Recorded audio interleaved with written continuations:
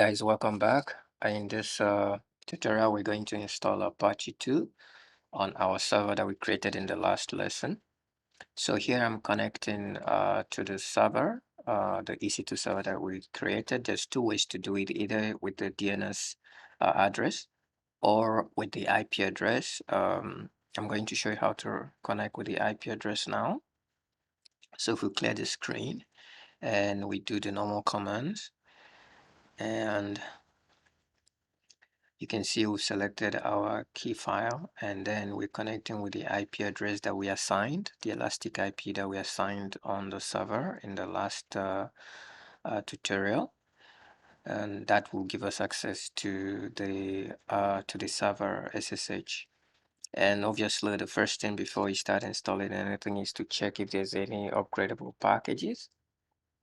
So sudo apt update will give us a list of upgradable packages.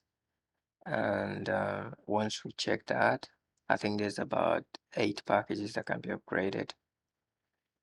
So we just run the upgrade command, and here you can just press enter because Y is basically the default, and it's going to read and install all the available packages. You just have to wait for it to complete, and once that is done, we can now proceed with the next step, which would be to install Apache server. And here, okay, so the upgrade is done, and now we type in the install Apache2 command, and that will also run fairly quickly, and that should be it. Yeah, so that's basically done. And here we can check the status of Apache. Once it's installed, it usually just starts to run automatically. But we also have to, since it's a server that's going to be running a website or some other app, we have to decide at some point what we're going to run with this server.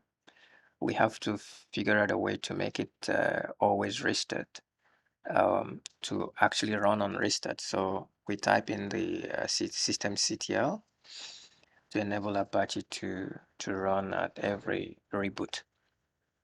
And here we can check the Apache version, and pretty much that's it. We've actually configured Apache, and now we can change the directory, the server directory, www directory, so that we can be able to run things like WordPress on it. And that's pretty much all we need to do. Reload Apache and we're done.